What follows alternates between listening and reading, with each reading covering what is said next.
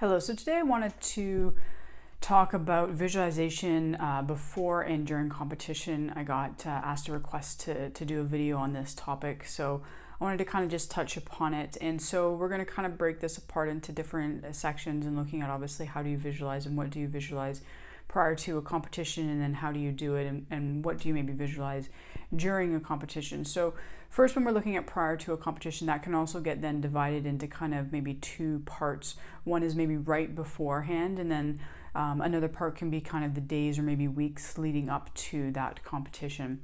And so when we're looking at right before a competition, kind of maybe that morning of or even a half hour before it's about to begin, you obviously want to kind of visualize how you maybe want your competition to go, some keys to what you are looking to do that you want to just kind of remind yourself, some keys within your strategy or approach or technique that you kind of want to reinforce and visualize how you want to do that.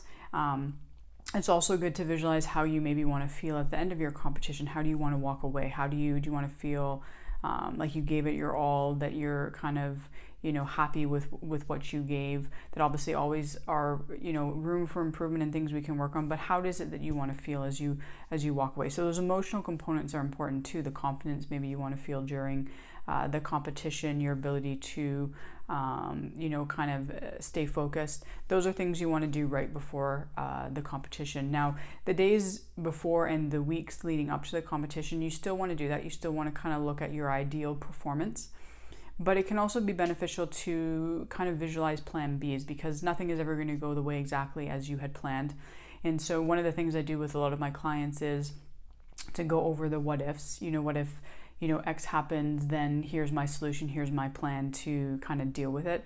And so visualization can help to reinforce that kind of thought process of, if this happens, and you want to look at things that are likely to potentially happen, here's how I'm going to adapt. And to be able to visualize that ability to adapt can obviously help to reinforce it. Now, obviously, this does not mean you're going to necessarily visualize that thing is going to happen or create that thing from happening. It's more of really looking at how are you going to handle that adversity, and really focusing on visualizing how do you want to handle the adversity that is coming your way. Obviously, it's great to continue to visualize the ideal performance and to ingrain that in you and to do a lot of that, but it's not necessarily a bad thing to spend a little bit of time visualizing how you want to adapt to things as they maybe do change or don't go according to plan, which obviously there's always something that doesn't go according to plan, and you don't want to be surprised. And obviously, if you've ingrained that and created that blueprint in your mind of how you're going to adapt, that can be very, very beneficial.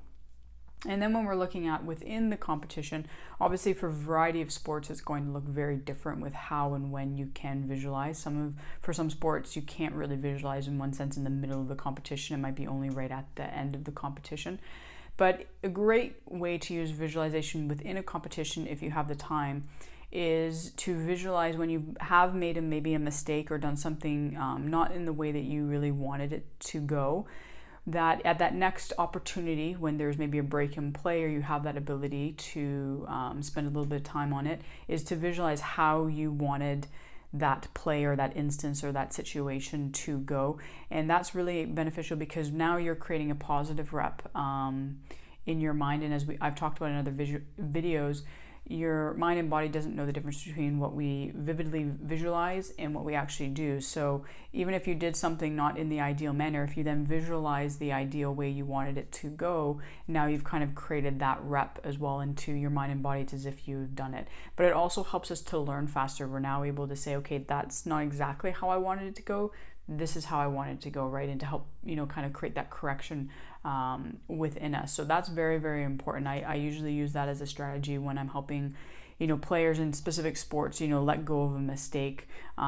Is that one part of, being able to let go of a mistake is to, kind of learn from it and to visualize the how you want it to go, which is kind of fixing it and then doing something else to help you to now forget it, to move on from that situation.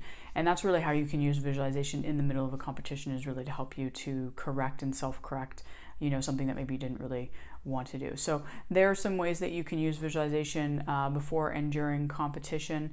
There really is no, set way to visualize. As I've mentioned in other videos, we all kind of do it a little bit differently, whether it's first person, third person point of view, but you definitely want to spend some time visualizing, and you want to spend a good chunk of time visualizing. A lot of the time people do visualize maybe just right before the competition, and you do want to spend those days and weeks leading into a competition visualizing, and then as well as maybe finding that way to use visualization within the competition to help you maybe learn from mistake, or to kind of illustrate how you want to do something the next time, and find the way that works for you. But obviously, especially during the competition, you need to find the right moment to do it, to not overthink it, and just to kind of show yourself through pictures that this is what we wanted to do. And that's obviously very powerful, because that's how we learn through kind of images and pictures, not through the spoken word.